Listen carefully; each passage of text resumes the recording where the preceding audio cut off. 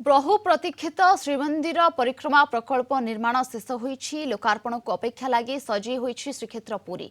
श्रीमंदिर चौहदीर नुआ कलेवर भक्त और श्रद्धालु को देइछि नूतन अनुभूति। परिक्रमा प्रकल्प सफल रूपायन लगी स्वेच्छाकृत भाव में जमी एवं घर दान करिथिबा दाता माने एबे बेस खुशी व्यक्त करिसेंती। दान करिथिबा जमीदाता माने राज्य सरकारक एही प्रकल्प को स्वागत करिसेंती। जमीदातांक सहित अधिक आलोचना करिसेंती आम पुरी प्रतिनिधि पिंटू साहू।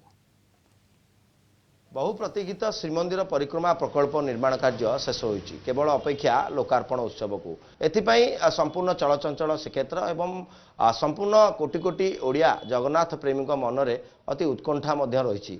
सबुठु बड़ कथा रहा यार पछरे थिबा व्यक्ति विशेष जो माने जमीदान करथिले एवं से भली भाबे आम सहित जड़े जमीदाता जोड़ी होइछन्ती संयुक्ता सामल जहाँ घर श्रीमंदिर दक्षिण द्वार निकटर थिला एवं से महाप्रभु कार्य लगी घर दान कर आम सीधा सड़क आलोचना करवा अनुभूति ना।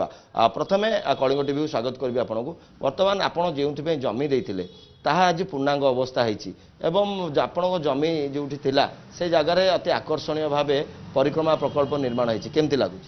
जय जगन्नाथ। बहुत भल लगुच। आमको भी कही मंदिर एमती हम सेमती हम आउ पुरी टाउन पूरा एकदम बदली जीव। आमे बहुत स्वेच्छार निज खुशी रे देइथिलु। केते जमी थिला आपणकर केते डिसमिल जगह आपणकर थिला से जो सरकार जो पैकेज कराइथिला आपन के बेळ भाबे मिलथिला ना? सरकार हमको देइथिले मोर 2 डिसमिल जगह थिला 47 लाख देइथिले। भल देइथिले बहुत खुशी थिलु। वर्तमान श्रीमंदिर परिक्रमा प्रकल्प पाई निर्माण कार्य शेष होईछि। राज्य सरकार जो सबू जमीदाता माने थिले तांको धन्यवाद मध्य जणाइछन्ती।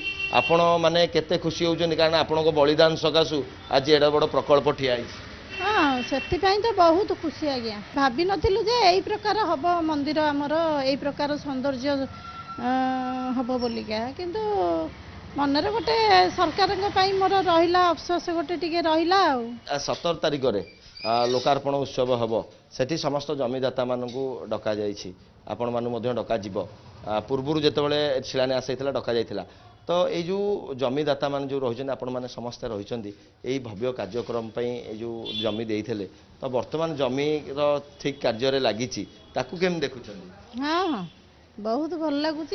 आमरी जगह पर सब केते विदेश लोक आसी बसा उठा करुँच, यात्री मैंने आसी बसुँच, मन भारी खुशी से बसा उठा करुँच। शुणुले आम सहित जमी दाता थिले जी समस्त जमी महाप्रभु उद्देश्य प्रदान कर महत उद्देश्य आज प्रतिपादित होइछि एवं राज्य सरकार यहां सफल रूपायन देइछन्ति मध्य। सारा ओडिशावासी एवं कोटी कोटी जगन्नाथ प्रेमी तांकर एही बलिदान को मन रखिबो। समस्त जगन्नाथ प्रेमी वर्तमान उत्साहित केवल अपेक्षा लोकार्पण उत्सव को।